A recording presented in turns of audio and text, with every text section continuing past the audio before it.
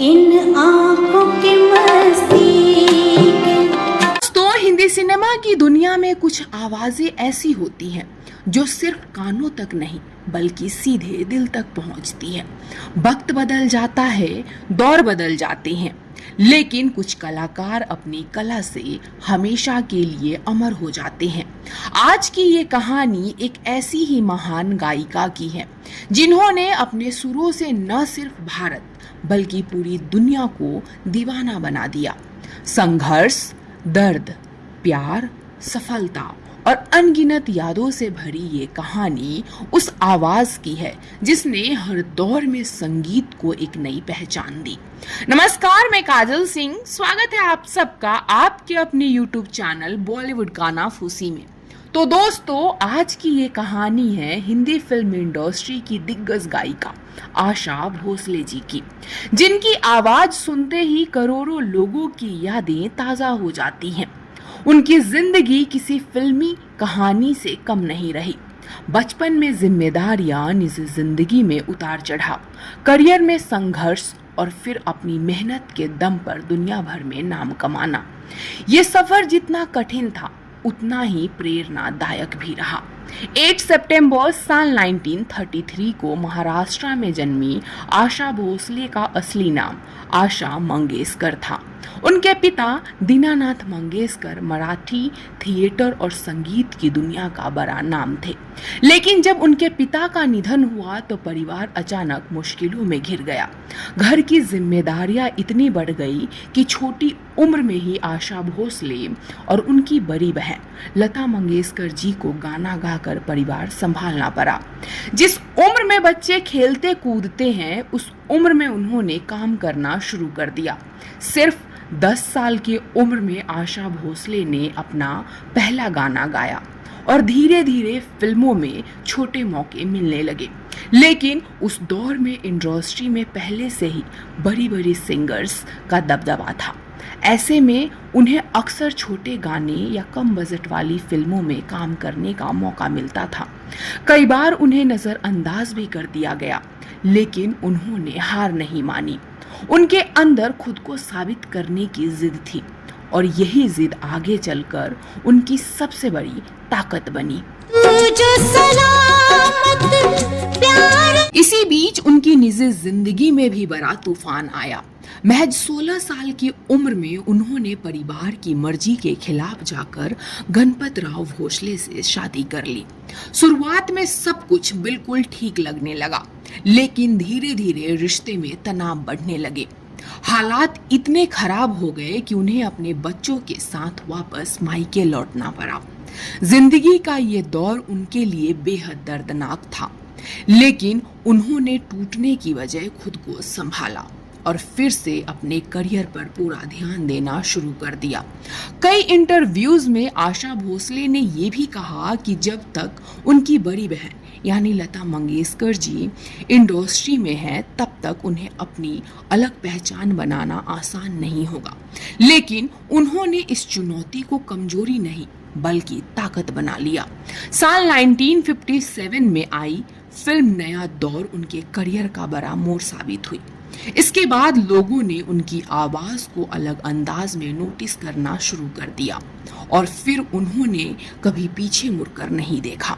साल 1960 और 70 का दशक आशा भोसले के करियर का गोल्डन पीरियड बन गया। खासकर संगीतकार R.D. बर्मन के साथ उनकी जोड़ी ने संगीत की दुनिया में तहलका मचा दिया। तीसरी मंजिल, डोम जैसी फिल्मों के गानों ने उन्हें एक बोल्ड और अलग अंदाज की गायिका बना दिया। जहां उस दौर में ज्यादातर सिंगर्स पुराने रीति रिवाज और सादे अंदाज वाले गाने गाते थे, वहीं आशा भोसले जी ने पॉप, डिस्को और वेस्टर्न स्टाइल तक में अपनी आवाज दी और यही वजह थी कि उनकी पहचान सबसे अलग बन गई। उन्होंने हेलेन पर फिल्माए गए कई सुपरहिट गाने गाए, जिसमें पिया तू अब तो आजा और ये मेरा दिल जैसे गीत आज भी लोगों की जुबान पर हैं। प्यार हमारा अमर रहे। लेकिन सिर्फ मस्ती भरे गानों तक ही उनकी पहचान सीमित नहीं रही, बल्कि 1980 के दशक में फिल्म उमराव जान और इजाजत में गाई गई गजलों ने साबित कर दिया कि वो गंभीर और क्लासिक अंदाज में भी उतनी ही शानदार हैं। उनकी आवाज में ऐसा जादू था जो हर तरह के संगीत में फिट बैठता था। आर.डी. बर्मन और आशा भोसले का रिश्ता बदल के मेरी तुम जिंदगानी। आर.डी. बर्मन और आशा भोसले जी का रिश्ता सिर्फ संगीत तक सीमित नहीं रहा। दोनों ने बाद में शादी की और उनकी जोड़ी बॉलीवुड की सबसे चर्चित जोड़ियों में शामिल हो गई। दोनों ने साथ मिलकर कई ऐसे गाने दिए जो आज भी सदाबहार माने जाते हैं। हालांकि उनके जिंदगी में खुशियों के साथ साथ दुख भी आए।